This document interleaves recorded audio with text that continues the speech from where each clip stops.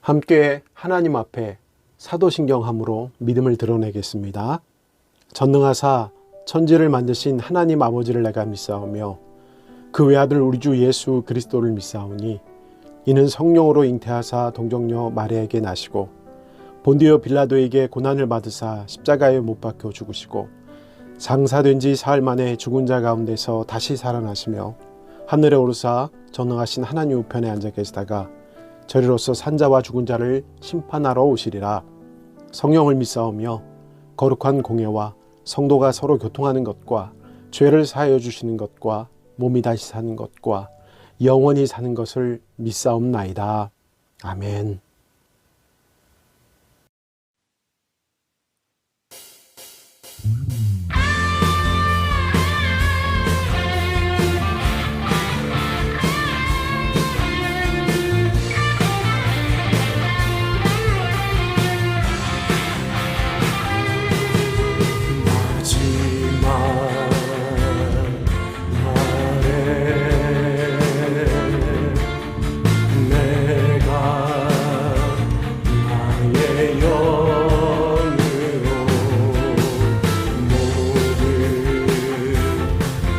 백성에게 구원 주리라. 자녀들은 예언할 것이요 청년들은 환상을 보고 아비들은 꿈을 꾸리라.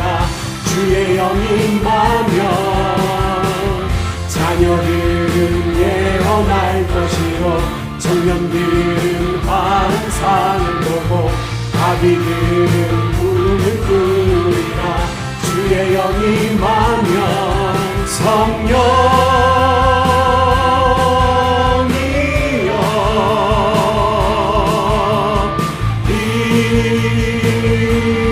임하소서.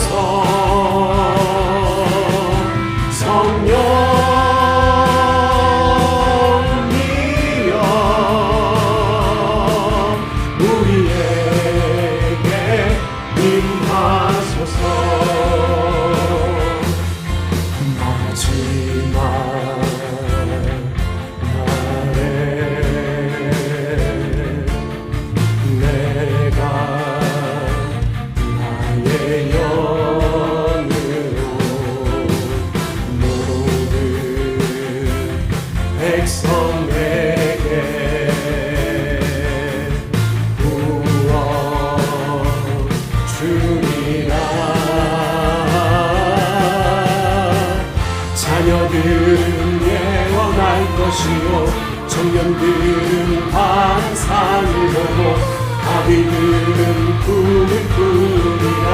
주의 영이 임하면 자녀들은 예언할 것이요 청년들은 환상을 보고 아비들은 꿈을 꾸리라. 주의 영이 임하면 성령이여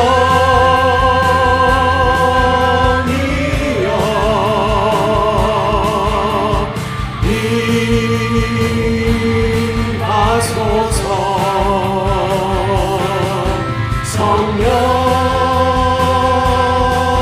성령이여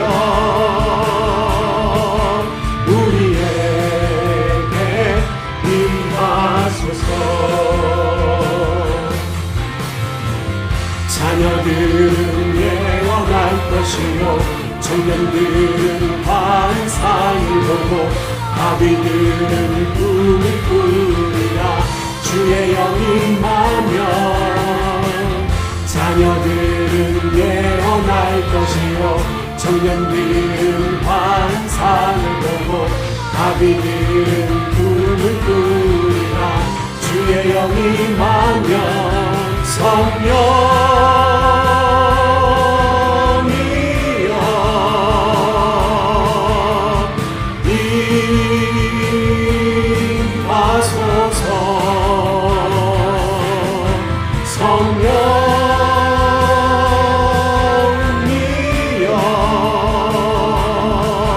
우리에게 임하소서.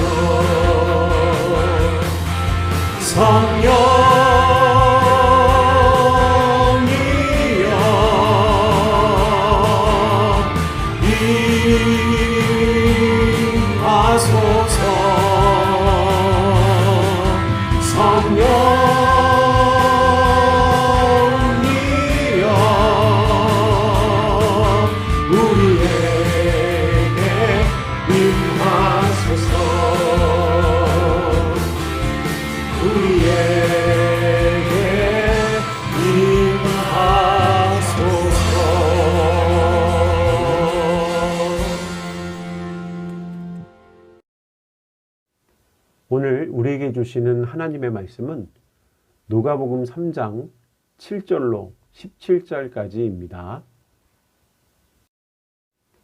오늘 우리에게 주시는 하나님의 말씀은 누가복음 3장 7절로 17절까지입니다.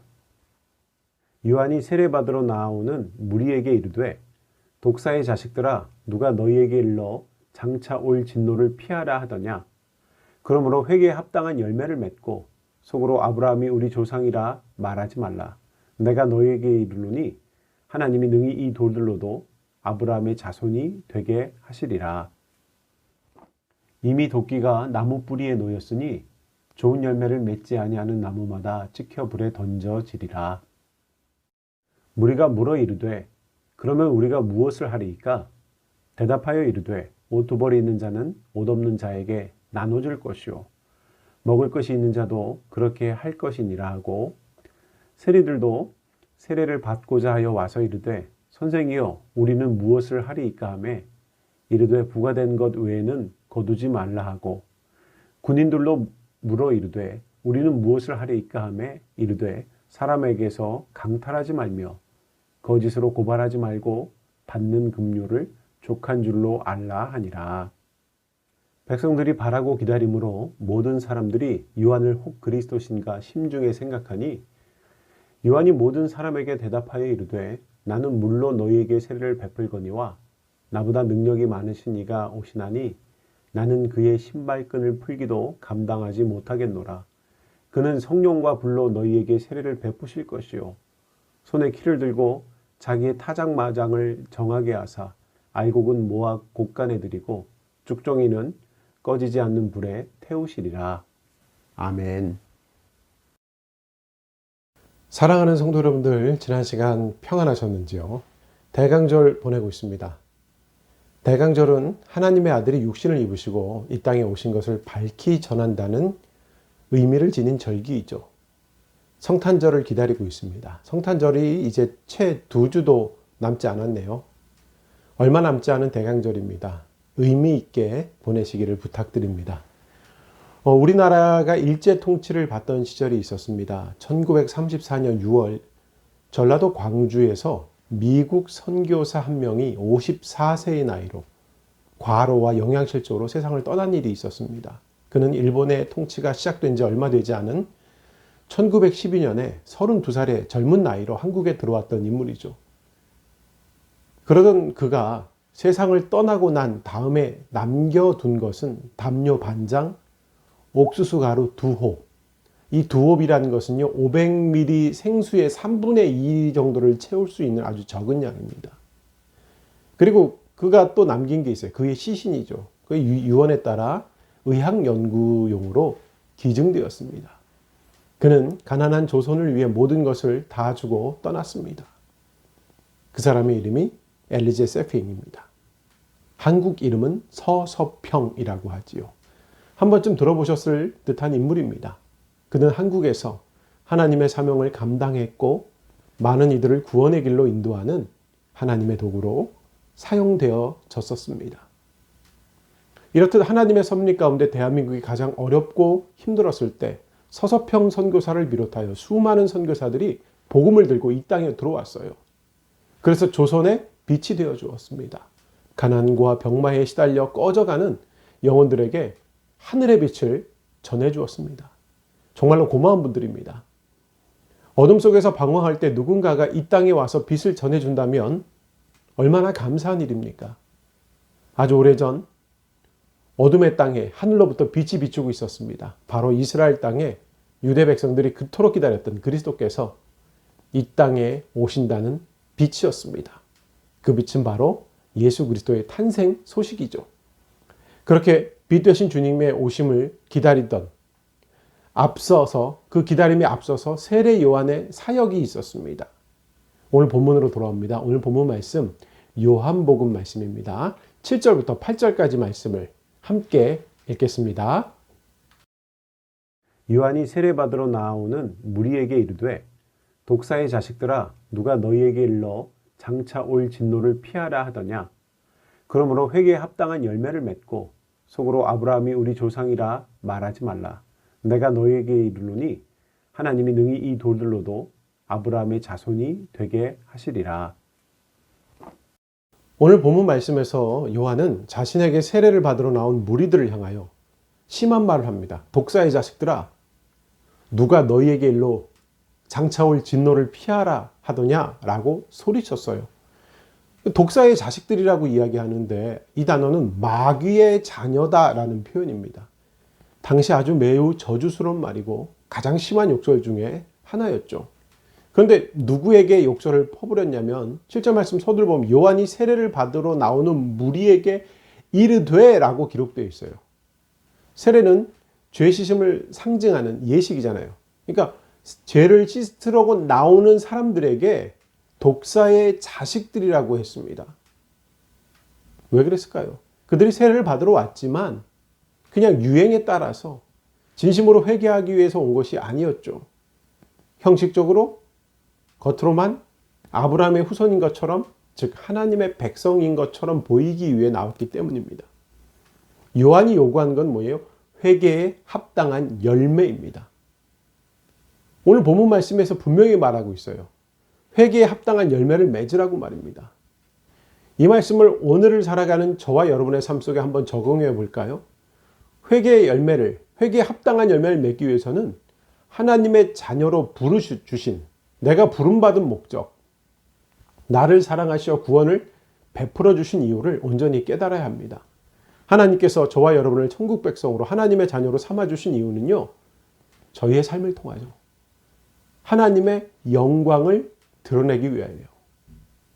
단지 하나님의 자녀가 되는 것은 저희의 삶의 목적이나 이유가 아니라 하나님의 자녀답게 살아감으로 하나님께 영광 돌리는 것이 삶의 목적이며 존재의 이유여야 합니다. 왜 그러냐면요, 세상에서 하나님의 자녀로 살지 못하면 심판에서 자유로울 수 없기 때문입니다. 그래서 시절을 아껴야 돼요. 때가 이미 다가왔습니다. 오늘 본문 9절 말씀입니다. 9절 말씀을 함께 읽겠습니다. 이미 도끼가 나무 뿌리에 놓였으니 좋은 열매를 맺지 아니하는 나무마다 찍혀 불에 던져지리라. 본문 9절 말씀에서 회개에 합당한 삶을 살지 않으면 하나님께서 어떻게 하신다고 말씀하셨나요? 이미 도끼가 나무 뿌리에 놓였으니 라고 하셨습니다. 이미 놓여져 있습니다. 그러면서 하신 말씀이 좋은 열매를 맺지 아니하는 나무마다 찍혀 불에 던지우리라 라고 말씀하셨어요. 이미 도끼가 나무 뿌리에 놓였으니라는 말씀의 의미는 하나님의 심판이 아주 급하게 매우 임박해 있다는 것을 알려줍니다. 즉 회개에 합당한 열매를 맺지 않으면 곧 하나님께서 심판하신다는 의미입니다. 이 말씀은 2000년 전의 말씀이지만 오늘을 살아가는 저와 여러분에게도 해당되는 말씀이에요. 저희도 하나님의 자녀다운 모습으로 삶의 열매를 맺지 않으면 하나님의 심판에서 자유로울 수가 없습니다. 그런데 어쩌면 심판은 저희에게 이미 임했는지도 모릅니다. 사실 요즘 교회가 세상 사람들에게 개독교라는 비판을 받고 있죠. 더군다나 코로나 확산의 책임을 교회로 돌리고 있습니다. 물론 전부는 아니지만 어느 정도는 맞는 말입니다. 그뿐만 아니죠. 더군다나 목사라는 존재는 더 이상 존경의 대상이 아닙니다. 심지어 먹는 것을 탐한다고 해서 먹사라는 말을 듣고 있습니다. 더구나 목사 중에는 세상의 기준에도 미치지 못하는 범죄를 저지르고도 뻔뻔한 자들이 많습니다. 그러니 성도들의 삶도 별 다름없이 구분되지 못합니다. 그 결과 교회는 세상의 온갖 비판의 중심에 서 있습니다. 모든 손가락이 교회를 향하고 있는 듯해요. 이것은 이미 하나님께서 심판을 시작하였다는 증거입니다. 교회가 빨리 돌이키지 않는다면 어떤 심판이 임할지 예측할 수가 없습니다. 그런데 저희는 아직 도끼에 찍히지 않았습니다. 찍혀서 불에 던져지는 심판에 이르지는 않은 것 같아요. 그 이유는 예수님 때문이에요. 누가복음 13장 말씀에 보면 열매 맺지 못하는 무화과 나무의 비유의 말씀이 기록되어 있는데요. 이 비유의 말씀에는 과수원 주인과 과수원 지기의 대화가 나옵니다. 포도원에 무화과 나무를 심었는데 3년이 지나도 열매가 없자 과수원 주인이 땅만 버린다는 생각에 과수원 청지기에게 무화과 나무를 찍어버리라고 명합니다. 그러나 과수원 청지기는 주인에게 금년만 그대로 두고 내년에 봐서 그때도 열매가 없으면 그때 찍어버리자고 부탁합니다. 이 비유 말씀에서 과수원 주인은 하나님을 의미합니다. 과수원 청지기는 예수님을 의미하고 무화과 나무는 바로 저와 여러분을 의미합니다. 그러니까 이 비유의 말씀을 통하여 알 수 있는 것은 하나님께서 열매가 없는 삶을 보시고 심판하시려 하지만 예수님의 간청으로 아직 지켜 불에 던져지지 않고 있다는 것입니다. 아직 도끼에 찍혀지지 않은 이유는 중보자이신 예수님께서 하나님께 심판을 말아달라고 간청하시기 때문이에요. 그런데 남겨진 시간이 많지 않죠. 시간은 유한합니다. 그러니까 저와 여러분은 더 늦기 전에 회개에 합당한 삶을 살기 위해서 수고해야 합니다. 그러면 회개에 합당한 열매를 맺기 위해서 무엇을 해야 하나요? 요한 앞에 세례를 받으러 왔던 무리도 그것이 궁금했어요. 좀 길게 읽겠습니다. 오늘 보면 10절부터 14절까지 총 5절 말씀인데요. 이 5절 말씀을 함께 읽겠습니다. 무리가 물어 이르되 그러면 우리가 무엇을 하리이까? 대답하여 이르되 옷 두 벌이 있는 자는 옷 없는 자에게 나눠줄 것이요 먹을 것이 있는 자도 그렇게 할 것이니라 하고 세리들도 세례를 받고자 하여 와서 이르되 선생이여 우리는 무엇을 하리이까 하매 이르되 부과된 것 외에는 거두지 말라 하고 군인들로 물어 이르되 우리는 무엇을 하리이까 하매 이르되 사람에게서 강탈하지 말며 거짓으로 고발하지 말고 받는 급료를 족한 줄로 알라 하니라. 무리들은 회개에 합당한 열매를 위해서 10절 말씀에 그러면 우리가 무엇을 하리까? 라고 물어봅니다. 그러자 세례 요한은요. 회개에 합당한 삶을 살기 위해서는 구체적으로 어떻게 해야 하는지를 가르쳐줘요. 세례 요한의 이야기를 듣고 있는 사람들은 크게 세 부류입니다. 첫 번째는 그냥 무리예요. 모여있는 사람들. 그리고 두 번째는 세리들이에요. 세리. 돈을 걷어들인 징수인. 그리고 마지막에는 군병들입니다. 먼저 무리에게 이야기합니다. 옷 두 벌 있는 자는 옷 없는 자에게 나눠줄 것이요. 먹을 것이 있는 자도 그렇게 할 것이니라 라고 이야기합니다. 11절에서 말하는 옷은요. 키튼이라는 원어를 사용하는데요. 긴 겉옷과 좀 다른 옷이에요. 겉옷과 안에 겹쳐있는 옷은요. 원어의 단어가 달라요. 한글로는 그냥 옷이지만 원어에는 차이가 있습니다. 팔레스틴 지역은요. 일교차가 심합니다. 잘 알고 계실 거예요. 그래서 사람들은 기온이 급격히 떨어지는 밤에 체온을 보호하기 위하여 추위로부터 몸을 보호하기 위하여 여벌옷을 가지고 다니거나 껴입고 다녔습니다. 요한은 바로 그렇게 여유 있는 옷들을 스스로 결단과 실천을 통하여 좀 없는 이들에게 헐벗은 이들에게 나누라고 말합니다. 당시의 옷은 지금과는 전혀 다른 개념입니다. 우리는 옷장을 열면 여러 번의 옷을 만날 수 있는데 그 당시에는 2000년 당시에는 옷을 구하기인 것이 어려울 뿐만 아니라 끼니를 걱정하는 서민들에게는 너무 비싼 겁니다. 현재의 느낌으로 이야기하면 약간 비약이 있을 수 있지만 스마트폰 하나 사달라고 하는 정도의 느낌을 지닌다 할 수 있습니다. 옷이 정말 귀한 자산입니다. 당연히 결단이 필요한 상황입니다. 쉽지 않습니다. 그럼에도 요한은 무리에게 나눠라, 나눠주는 삶을 살아라고 합니다. 그런데 그것이 회개에 합당한 삶이라고 이야기합니다. 뿐만 아니라 먹을 것이 있는 자도 그렇게 할 것이라고 이야기합니다. 먹을 것의 여유는 당시 삶의 질이 높은 사람들을 의미합니다. 먹을 것이 없는 사람들이 대부분이고 먹을 걱정 없이 사는 사람들은 많지 않았어요. 그러니 가진 자들이 좀 나누어야 한다는 말입니다. 먹을 것을 나누는 행동도 2000년 전에는 결단이 필요했다는 얘기죠. 성경이 이렇게 말하고 있어요. 가진 자들이 나눈 삶을 살지 않으면 이것이 회개에 합당한 삶이 아니라고 이야기합니다. 결국 독사의 자식으로 살아갈 것이라고 말합니다. 하나님을 믿는 신앙을 가진 부자들은 돈이 좀 있다고 과시하거나 다른 사람의 삶을 무시해서는 안 됩니다. 오히려 마음을 낮추고 가난한 자들과 나누는 삶을 살아야 합니다. 교회가 그렇지 못하고 성도들이 그렇지 못했기 때문에 개독교라는 소리를 들을 수도 있습니다. 이어서 세례 요한은 세리들에게 말합니다. 부과된 것 외에 거두지 말라 이라고 합니다. 세리들은 로마가 정해준 세금 외에 더 거둬들여서 자신의 수입으로 챙길 수 있었습니다. 그래서 유대인들은 세리들을 매국노 취급했어요. 동족의 피를 빨아먹어서 외세에다가 갖다 바치는 자라고 이야기합니다.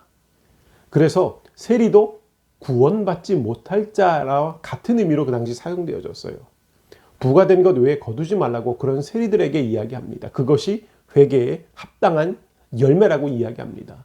눈앞의 이익을 위해서 살지 말라는 것보다 눈앞의 이익이 아닌 하나님의 영광을 위해 살라고 이야기합니다. 사실 그런데 눈앞의 이익을 위해서 살아가는 사람들이 너무 많아요. 그게 너무 당연한 거고요. 남들도 다 그렇게 사니까 그게 좋아 보입니다. 그래서 이것조차 결단이 필요하죠. 그리고 군병들에게 부탁합니다. 여기서 군병들은요, 로마 군인들이에요. 로마에서 파견된 군인들. 우리나라 일제시대를 생각하면 주둔군이었던 일본군과 같은 개념입니다. 일제시대 일본군들은 한국 사람들을 쉽게 죽였고 수탈했습니다. 2000년 전 더 심하지 않았을까요? 당신 노예제 사회였는데. 그래서 세례 요한은요, 군병들에게 당당하게 말합니다. 그들에게 강탈하지 말며 거짓으로 고발하지 말고 받는 급료로 족한 줄을 알라라고 이야기합니다. 즉 받는 월급으로 만족해하고 힘을 가졌다고 폭력을 행하지 말고 거짓으로 돈 뺏지 말라고, 그러면 안 된다고 말합니다. 세례 요한이 무리에게, 세리에게, 군병들에게 각각 그들이 어떻게 해야 할 것을 말했지만 근본적으로는 다 같은 말이에요. 한마디로 말하면 불의한 욕심을 버리고 이웃을 사랑하라는 말입니다. 남들이 다 죄악의 길에 있을 때라도 정직을 선택하고 하나님의 방법을 행하라는 말씀입니다.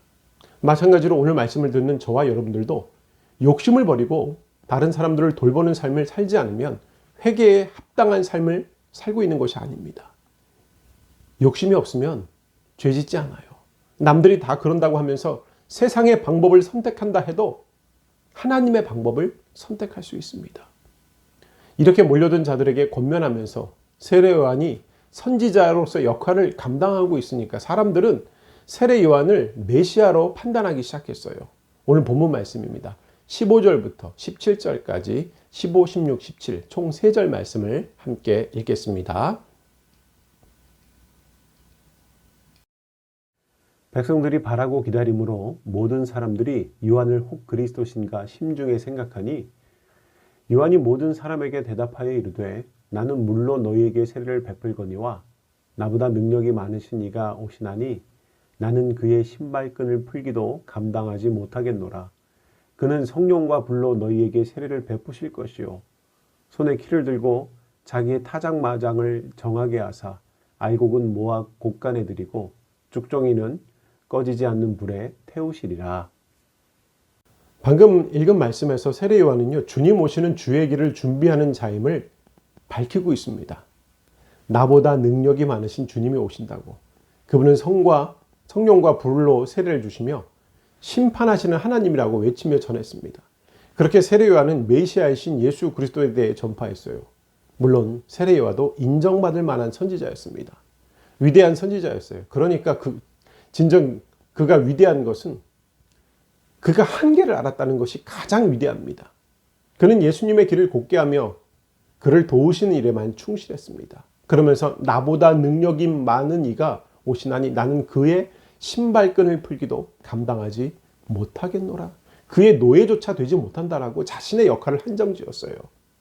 이사야의 말씀대로 광야에서 외치는 소리 이외에 아무것도 되지 않으려고 했던 사람입니다.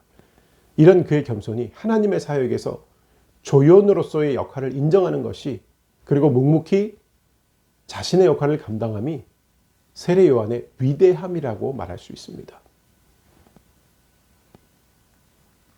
하나님의 섭리 속에서 세례 요한은 예수님의 길을 준비하는 사람일 뿐이었습니다. 그는 그것을 잘 알고 있었어요. 자신의 역할을 잘 알고 그대로 순종했습니다.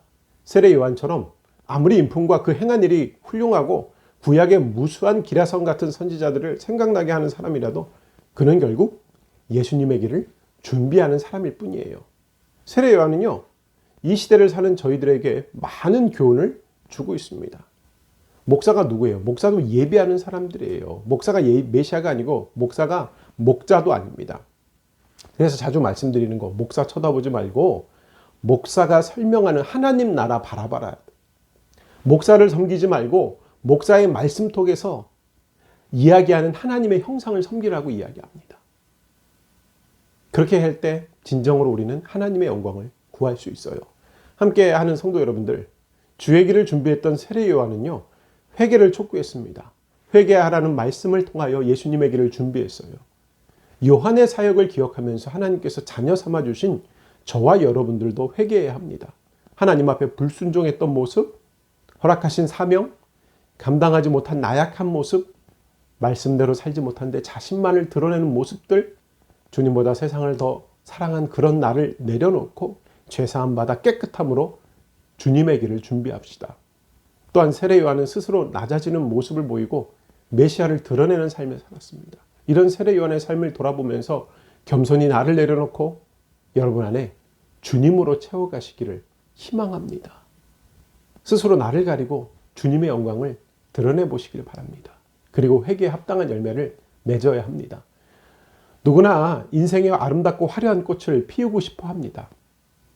그래서인지 하나님께서 그토록 원하시는 삶의 열매보다는 화려한 꽃에만 마음을 뺏긴 채 살아갈 때가 많아요. 세례 요한도 하나님께서 회개에 합당한 열매를 맺으라고 요구합니다. 사과나무에는 사과가 열리듯 포도나무에는 포도가 열리듯 나무는 그 나무에 맞는 열매를 맺습니다. 이것이 창조의 섭리예요. 이게 법칙이에요. 그러니까 성도들은 믿음의 열매를 맺어야 합니다. 하나님의 백성으로 거듭났다면 진정한 회개의 열매가 맺어지게 되어 있습니다. 저와 여러분에게는 회개에 합당한 열매가 있나요? 이번 성탄절에는요, 변화의 열매가, 회개에 합당한 열매가 분명히 맺어지기를 소망합니다. 사랑하는 성도 여러분들, 그리스도를 기다리는 대강절입니다. 변화된 모습으로 대강절을 보내시길 바랍니다. 합당한 열매로, 회개에 합당한 열매로 주님 오심을 기다리시기를 바랍니다. 그렇게 변화됨으로 주님 오심을 예비하시는 성도들이 되시기를 바랍니다. 오늘 예배하는 여러분 모두 다 회개에 합당한 열매로 변화됨으로 주님의 길을 예비하는 성도들이 다 되시기를 주님의 이름으로 축원합니다. 아멘. 우리 함께 기도하겠습니다. 하나님 감사합니다. 저에게 예수 그리스도를 선물로 주시니 감사합니다. 주님 오시를 다시 기다리는 이때에 하나님 저희의 심령을 새롭게 하여 주옵소서. 변화되게 하여 주옵소서. 회개에 합당한 열매를 맺는 삶을 살게 하여 주옵소서. 세상 욕심 내려놓게 하여 주시고 남들이 다 그런다고 하더라도 주의 길을 걷는 자들 되게 하여 주시고 조롱하는 소리와 비난 속에서도 하나님의 의와 하나님의 인도하심을 인정하며 살아가는 저희의 삶이 되게 하여 주시옵소서. 하나님, 코로나19 바이러스가 다시 멈춤을 일으키고 있습니다. 하나님 진정시켜 주시고 극복되게 하여 주시고 이 코로나 바이러스로 인하여 교회가 새로워지는 역사가, 성도들의 삶이 새로워지는 역사가 일어나게 하여 주옵소서. 하나님, 언약교회에 속한 자녀들의 삶을 기억하여 주시고 저들의 삶 속에 하나님의 영광이 드러나게 하여 주옵소서.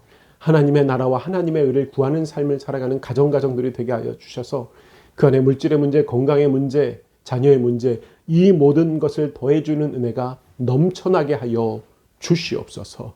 그래서 믿는 자의 본을 보이는 언약교회 성도들의 삶이 되게 하여 주시옵소서. 이번 한 주간도 온전히 주님께 맡깁니다. 주님 홀로 영광 받아 주시옵소서.